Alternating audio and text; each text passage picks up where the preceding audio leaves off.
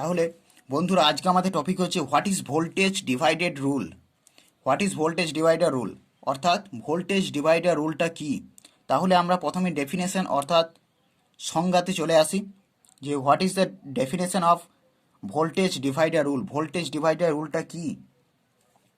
In electronics, the voltage divider rule is a simple and most important electronic circuit which is used to change a large voltage into a small voltage. অর্থাৎ এটাকে এই যে voltage divider রুলটাকে আমরা কী জন্য ব্যবহার করছি?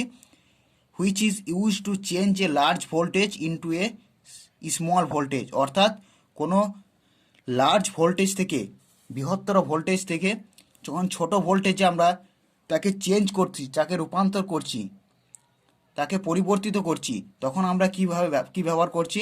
এই voltage divider রুলটা ব্যবহার করছি। তাহলে আরেকবার দেখে নিই ভোল্টেজ ডিভাইডার রুলটা কি। It is the voltage divider rule, যেটা মেন উদ্দেশ্য আমাদের ব্যবহার করার to change a large voltage to a small voltage. এইবারে আমরা দেখে নেব ফর সিরিজ সার্কিটের ক্ষেত্রে ভোল্টেজ ডিভাইডার রুলের একটা সার্কিটেকে দেখে নেব যে ভোল্টেজ ডিভাইডার ফর্মুলাটা কি আসছে, সেটা আমরা একবার দেখে নেব ফর সিরিজ সার্কিট। তাহলে আমরা একটা সিরিজ সার্কিটের ক্ষেত্রে ভোল্টেজ ডিভাইডার রুলটা দেখে নিই। ফর সিরিজ সার্কিট এখানে আমরা ভোল্টেজ দুটো রেজিস্ট্যান্স আমরা লাগিয়ে নিয়েছি এই যে সার্কিটটার মধ্যে।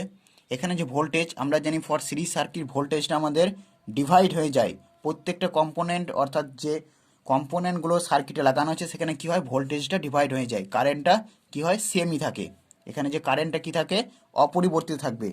ফর সিরিজ সার্কিট এখানে ভোল্টেজটা কি হয়ে গেছে, ভাগ হয়ে গেছে, এখানে V1 এখানে V2, আর এখানে দুটো রেজিস্টার লেগে আছে, কি আছে, একটা R1 যেটার নাম আছে একটা R1 একটা R2। তাহলে আমরা ওহমস ল থেকে আমরা জানি যে for Ohm's law we know কি জানি, V is equal to IR। আমরা জানি V is equal to IR for this circuit, শুধু এই সার্কিটের জন্য। তাহলে আমরা কি লিখতে পারি, V1 is equal to IR1, because কারণ এখানে কারেন্টটা কি অপরিবর্তিত আছে, তাই V1 is equal to IR1। যেহেতু এ total current I is equal to, তাহলে কি হচ্ছে, I is equal to V মানে টোটাল ভোল্টেজটা, সার্কিটের total voltage by R equivalent means R1 plus R2, অর্থাৎ এখানে R equivalent EQV R equivalent. এখানে একটা বলে রাখি যে এখানে R equivalent for this circuit, এখানে R ইকুইভ্যালেন্টটা কী হবে, R equivalent means R1 plus R2, সার্কিটের দুটো রেজিস্ট্যান্সের যোগফল, সেটা হচ্ছে R ইকুইভ্যালেন্ট। আর এখানে যেটা ছিল R1 সেটা R1 বসিয়ে দিলাম।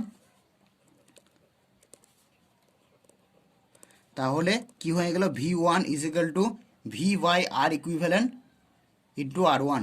তাহলে আর একটুকু মডিফাই করে লিখলে কি হবে, V বাই R ইকুইভ্যালেন্টের জায়গায় আমরা কি বসাতে পারি, এইটা R1 প্লাস R2। তাহলে R ইকুইভ্যালেন্টের জায়গায় আমরা কি লিখব, R1 প্লাস R2, আর এটা ছিল R1 বসিয়ে দিলাম। তাহলে কি হয়ে গেল, V1 is equal to V by R1 plus R2 into R1। এটাকে আর একটুকু সাজিয়ে বা মডিফাই করে লিখলে কি হবে, V1 ইজ ইকুয়াল টু R1টাকে এখানে নিয়ে চলে আসছি, R1 by R1 plus R2 into total voltage. অর্থাৎ এইখানে এই ফর্মুলাটা যেটা পেলাম আমরা ফর দিস কম্পোনেন্ট, এই রেজিস্ট্যান্সের যে ভোল্টেজটা সেটা আমরা বার করলাম কি, V1 ইজ ইকুয়াল টু, অর্থাৎ প্রথম রেজিস্ট্যান্সের ভোল্টেজটা কি হচ্ছে, সেই রেজিস্ট্যান্স এবং তার টু দ্য ইকুইভ্যালেন্ট রেজিস্ট্যান্সের সঙ্গে যোগফল, তার সঙ্গে টোটাল ভোল্টেজটা মাল্টিপ্লাই, এটাই হচ্ছে ফর্মুলা। একইভাবে যেভাবে এটা বের করলাম, একইভাবে যদি আমরা দেখি ফর R2 রেজিস্ট্যান্সের ক্ষেত্রে, তাহলে আমরা সেমভাবে সিমিলারলি আমরা কি লিখতে পারি, ফর R2 রেজিস্ট্যান্সের ক্ষেত্রে এখানে ভোল্টেজটা কি হবে, তাহলে আমরা লিখতে পারি V2 ইজ ইকুয়াল টু, কি লিখতে পারি, V2 is equal to R2 by R1 plus R2 plus R2, কারণ এটা V2 সেকেন্ড রেজিস্ট্যান্সে ভোল্টেজ এবং এখানে second resistance into V total ভোল্টেজটা। তাহলে এটা হচ্ছে ফর সিরিজ সার্কিটের ক্ষেত্রে আমরা বের করলাম কি V1 এবং V2, অর্থাৎ ভোল্টেজ ডিভাইডার রুলের ফর্মুলাটা ফর সিরিজ সার্কিটের ক্ষেত্রে।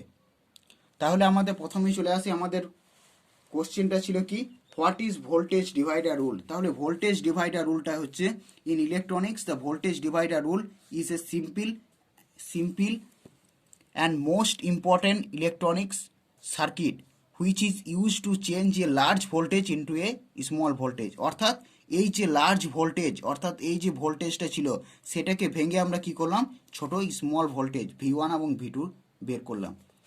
সেটা কি V1 এবং V2, অর্থাৎ ফর সিরিজ সার্কিটের ক্ষেত্রে আমরা এই ফর্মুলাটাকে ইউজ করে আমরা ভোল্টেজ বের করতে পারি। ভিডিওটি ছেড়ে যাওয়ার আগে যদি ভিডিওটা কোনো কিছু ভালো লেগে থাকে, please do like, comment and share.